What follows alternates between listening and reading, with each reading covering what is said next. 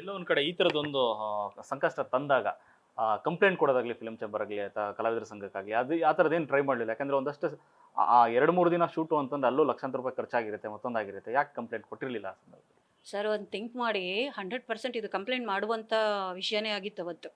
ಯಾಕಂದರೆ ನಾನು ಸರ್ ಇದು ಯಾರೇ ಪ್ರೊಡ್ಯೂಸರ್ ಆಗಲಿ ₹1 ಹೋದ್ರೂ ಅದು ಅವ್ರ ದುಡ್ಡು ಅಲ್ವಾ.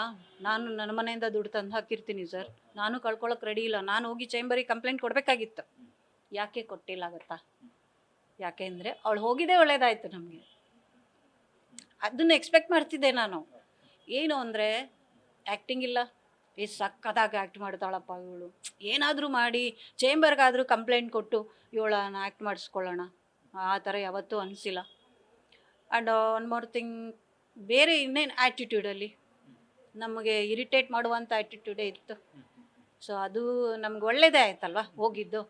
ಸೊ ಇನ್ನು ತೊಗೊಂಡಿದ್ದ ಕಾಸ್ಟ್ಯೂಮ್ಸ್ಗೆಲ್ಲ ನಮಗೆ ದುಡ್ಡು ಬೇಕೇ ಬೇಕು ಅಂದಾಗ ಬಾಯಿ ಮುಚ್ಕೊಂಡು ಒಂಚೂರು ಟೈಮ್ ತೊಗೊಂಡ್ಲು, ಕಳಿಸಿಲ್ಲ ಅಂದಿದ್ದರೆ ಬಹುಶಃ ನಾನು ಅದಕ್ಕೋಸ್ಕರ ಹೋರಾಟ ಮಾಡೋಕ್ಕೆ ಹೋಗ್ತಿದ್ದೆ. ನಾನು ಏನು ಶೂಟ್ ಮಾಡಿದ್ದೀನಿ, ಏನು ವೇಸ್ಟ್ ಆಗಿದೆ, ನಾನು ಮುಹೂರ್ತ ಮಾಡೋಕ್ಕೆ ನಿಮಗೆ ಗೊತ್ತಿದೆ. ನಾನು ಯಾರು ಮೀಡಿಯಾದವ್ರು ಯಾರನ್ನೂ ಕರೀದೇಲೆ ಮುಹೂರ್ತ ಮಾಡಿದ್ರು, ಒಂದು ದೇವಸ್ಥಾನದಲ್ಲಿ ಮಾಡಿದ್ರು ಖರ್ಚು ಆಗೇ ಆಗುತ್ತಲ್ವ. ತುಂಬ ಜನನ ಕರೆದು ನಾನು ಮುಹೂರ್ತ ಮಾಡಿದ್ದೀನಿ, ಶೂಟ್ ಮಾಡಿದ್ದೀನಿ. ಇದಕ್ಕೆಲ್ಲ ನಾನು ಏನು ಖರ್ಚಾಗಿತ್ತು ಅದೆಲ್ಲ ನಾನು ವಾಪಸ್ ಕೊಡು ಅಂತ ಕೇಳಿಲ್ಲ. ದಯವಿಟ್ಟು ಅವಳು ಹೋಗಿದ್ದೆ ಒಳ್ಳೇದಾಯಿತು ಅಂತೇಳಿ ಅವತ್ತಿಗೆ ಸೈಲೆಂಟ್ ಆಗಿ. ಎಲ್ಲ ಒಂದು ಕಡೆ ನೀವು ಹೇಳಿದ್ರಿ ಕಿಸ್ಸಿಂಗ್ ಸೀನ್ ಇದೆ ಅಂತ ಹೇಳಿದ್ರಿ ಮೊದಲೇ, ಬಟ್ ಮತ್ತೊಂದು ಕಡೆ ಯಾವುದೋ ಹೀರೋ ಬಂದು ಅವ್ರ ಮೇಲೆ ಮುಟ್ತಾರೆ ಅಂತ ಅಂದ್ಬಿಟ್ಟು ಆ ಥರದೊಂದು ಸೀನ್ಸ್ಗಳಿಂದ ನಂತರದಲ್ಲಿ ಅವ್ರು ಏನೋ ಬೇಡ ಈ ಸಿನಿಮಾ ಅಂತ ಬಿಟ್ಟಿದ್ದ ಹೇಗೆ? ಯಾಕೆ ಇಲ್ಲ, ನಾವು ಬಕ್ರಾಗಿರ್ಬೇಕು, ಇಲ್ಲ ನೀವು ಬಕ್ರಾಗಿರ್ಬೇಕು.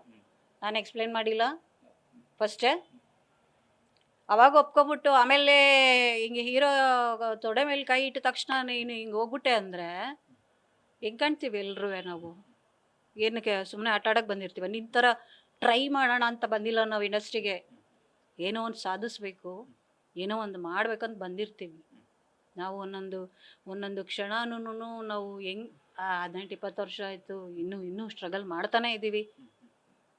ನಿಮ್ಮಂಥವ್ರು ಹಿಂಗೆ ಮಾಡಿದ್ರೆ ಏನು ಮಾಡಬೇಕು? ಬೇಡಮ್ಮ, ನಾವು ನಿಮ್ಮ ಥರ ನಾವು ಇದು ಇಟ್ಕೊಂಡು ಬಂದಿಲ್ಲ, ಇಟ್ಕೊಂಡು ಬಂದಿಲ್ಲ, ಏನೋ ಸೆಟ್ಲಾಗ್ಬಿಡೋಣ ಯಾವುದೋ ಒಂದು ಇದನ್ನ ನೋಡಿ. ನಮ್ಗೆ ಹಂಗಿಲ್ಲ, ನಾವು ಇಂಡಸ್ಟ್ರಿನಲ್ಲಿ ನಿಯತ್ತಾಗಿ ಬೆಳಿಬೇಕು ಅಂತ ಬಂದಿರೋರು. ನ್ಯೂಸ್ ಫಸ್ಟ್ ನಿರ್ಭೀತಿಯಿಂದ ನಿಮ್ಮ ಪರವಾಗಿ.